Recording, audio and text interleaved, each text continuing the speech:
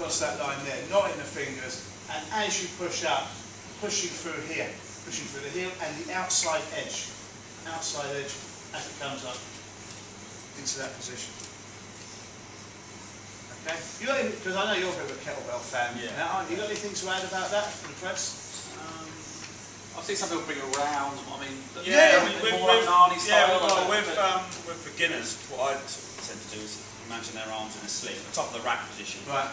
So what happens? I tend to hold it away from them, and then the bell will fall through the gap. Yeah. I just get them to get their, just imagine their arms in a sling, the hand underneath the chin, and press from that position, and then tuck it back in. Otherwise, they're all out here, and then that can cause that, or going to come through the bell will come through. That's an interesting point actually, because I'm sort of forgetting. I've got quite chunky arms, got big shoulders. I can just rest it here all day. Whereas with some people, it will just flow through. That's right. It'll flip through. But the other thing about the press is it is about that tension. Really create that tension in the midsection. Taking a deep breath is not into the chest. It's into the abs, and that creates tension throughout the whole body. So get that tension, and as I said, with the back, it's almost, look at the extra help I'm getting here, just from flexing like that against my arm. Okay, and I know that'll be different for different people, but it still gives you that kickstart. Is that, how's that sound? Well, no, that's it. I mean, that's just the biggest one's the forearm here, I find with times. Yeah. Because most of I get in the press over there, it's just around the forearm.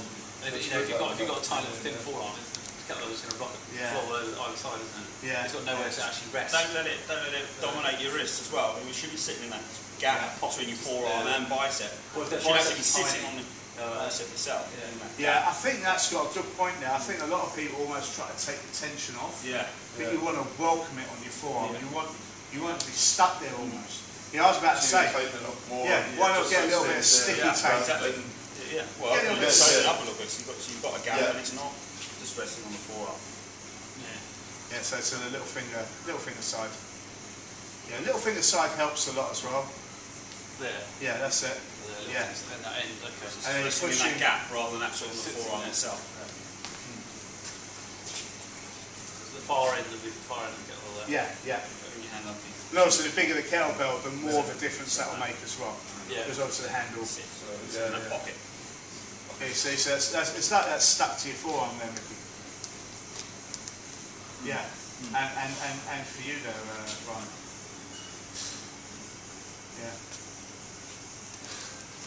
So stance is kind of, it doesn't matter I like that stance because it encourages normally. I quite like that 1 foot forward stance on that, just because it allows that to get that backward position. But it doesn't matter, you can, I think in that picture I showed earlier, I was in a parallel stance. You can change it up, that's for sure. Very nice. I certainly find them more fun to press, I think, than ordinary dumbbells. I like pressing up the kettlebells.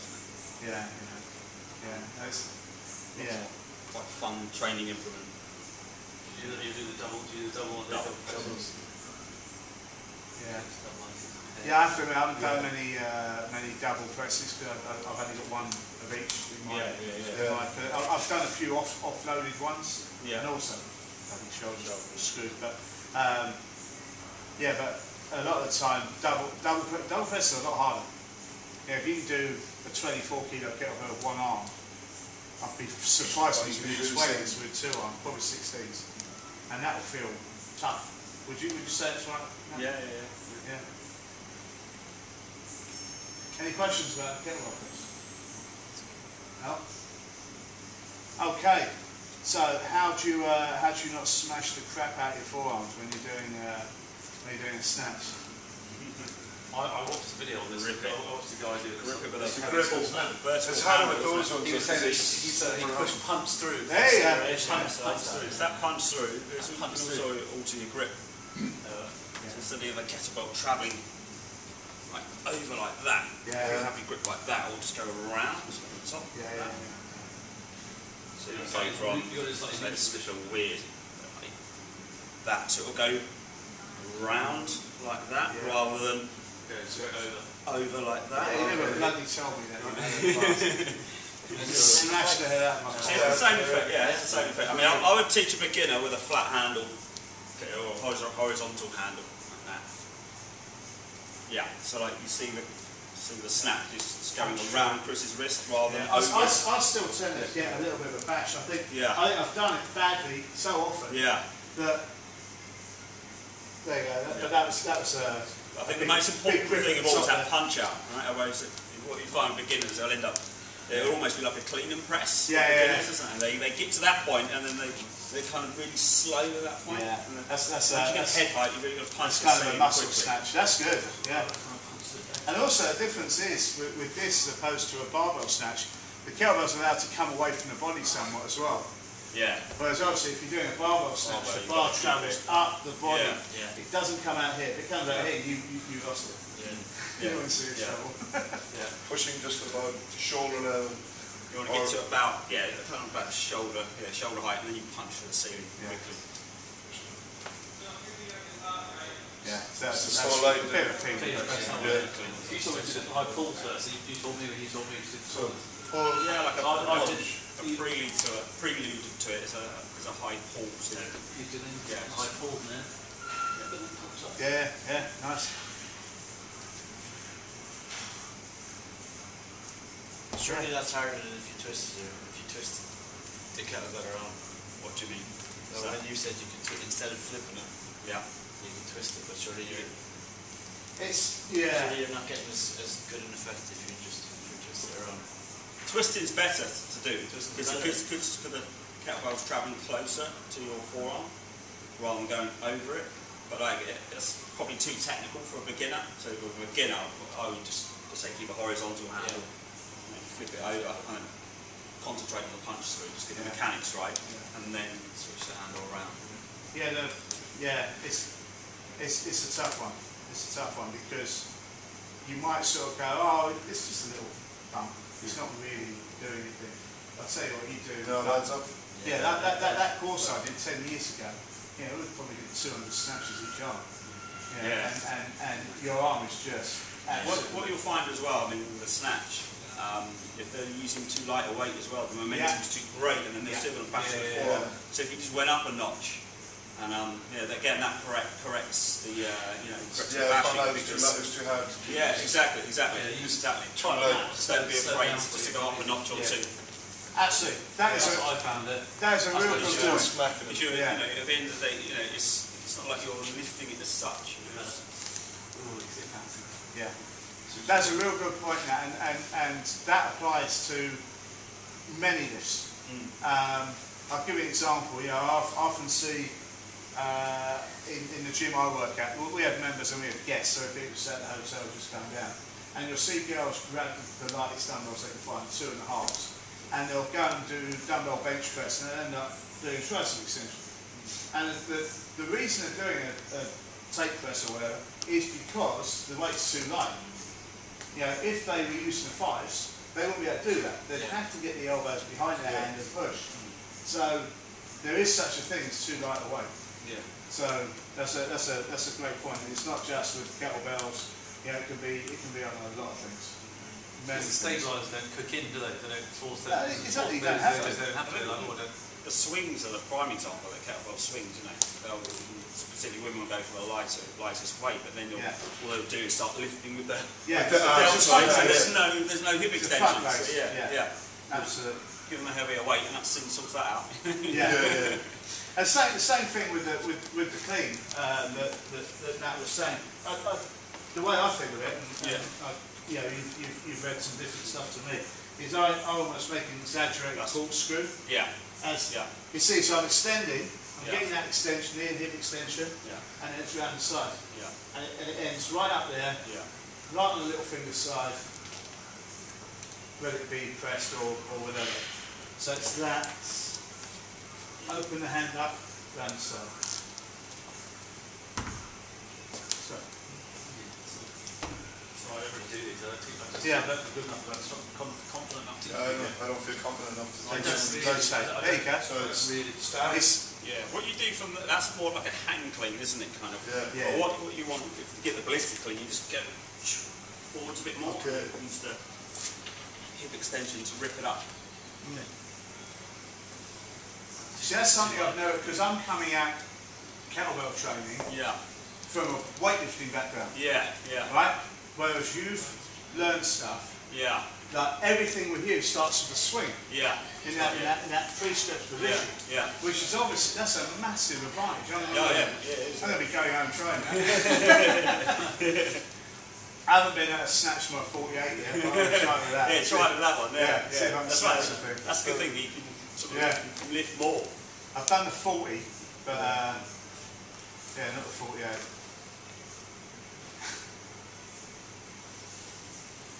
That's nice. Yeah. That's better. Yeah, figure out that smash. Yeah. Yeah. And try the clean. Are you up the clean there, Brian? So Just the shoulder. So that's that flips over the top. So that's that rotation. So you can go through the legs. Yeah, you still can. Look rotate your thumb that. pointing down like that. Okay. And then yeah. So Quickly. So that's the end position there. Remember that one with the press? Oh, yeah, That's the end position. That's the rack position.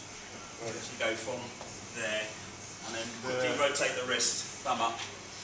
Yeah, that's interesting. Thanks. I'm learning stuff today. That's great.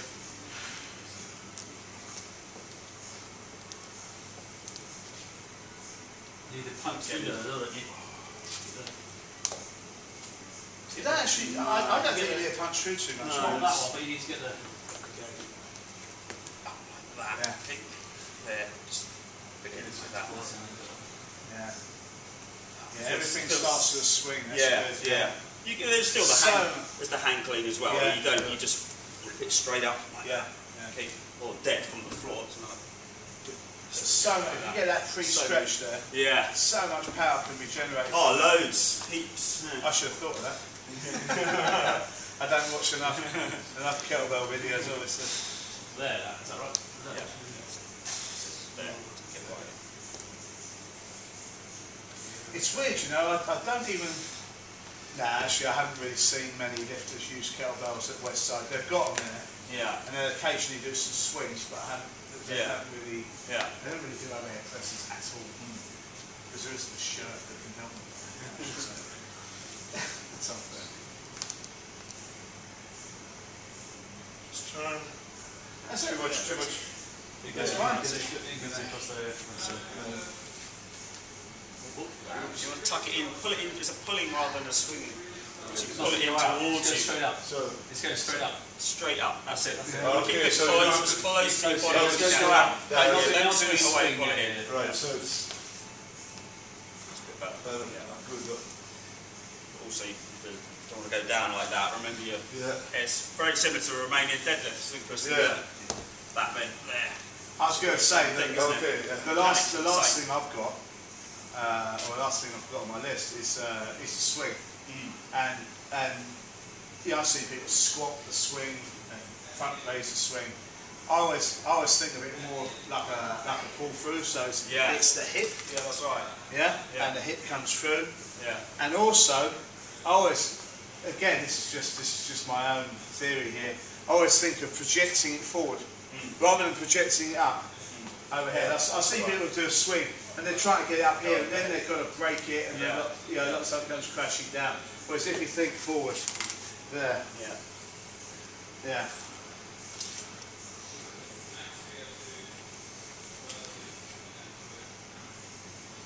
Really takes quite a bit of practice, actually. Yeah, I just haven't had time on my own practice with those. Does take just a haven't bit of practice. Yeah, dedicated enough time. Yeah.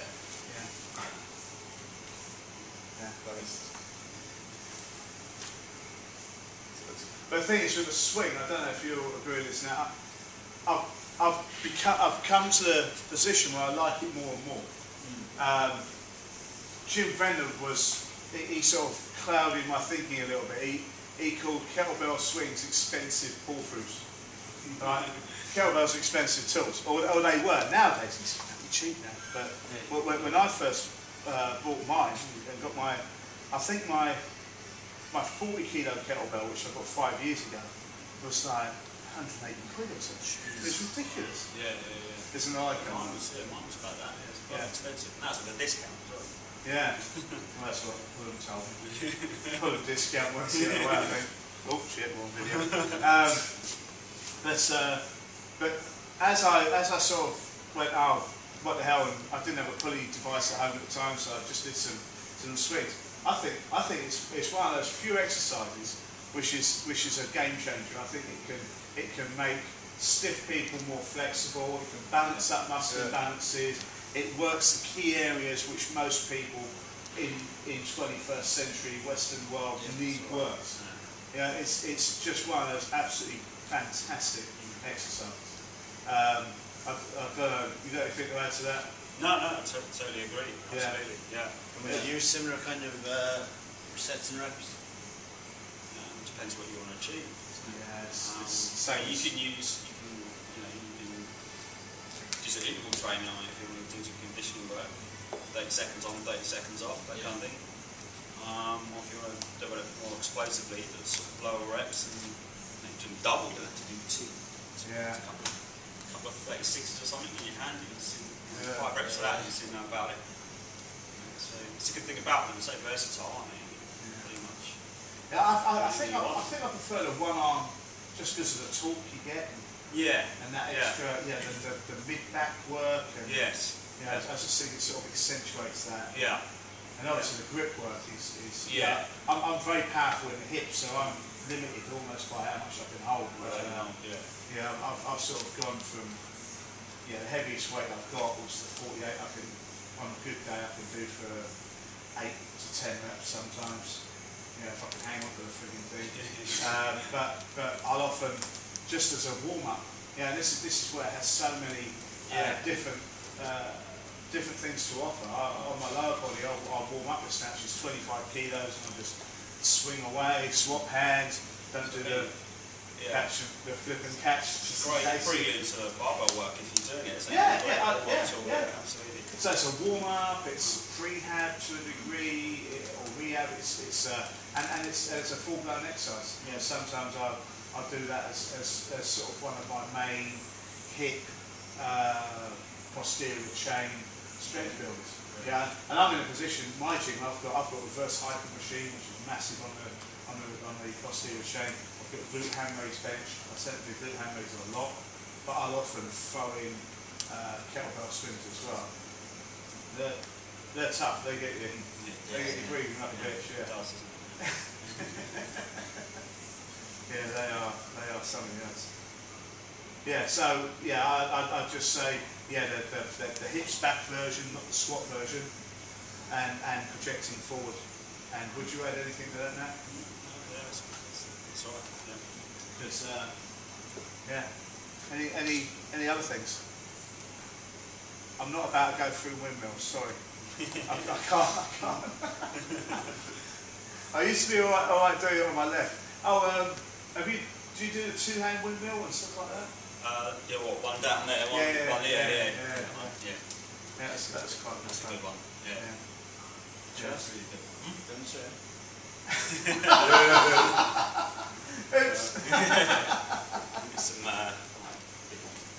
I do a lot of one-legged kettlebell deadlifts. Yeah, absolutely. Romanian style, isn't it, really? Yeah. It's hard to get the people, find a lot of people they're rotating the hip over, trying to get them to keep them level. Yeah, it's great for that. So the single windmill, you can either snatch it up, step forwards to the side, keep looking up at the bell, push the hip out, keep there.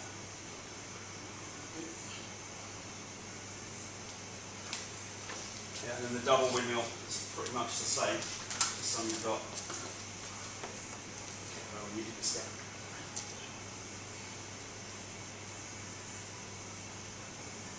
Nice. Oh, right. Ooh.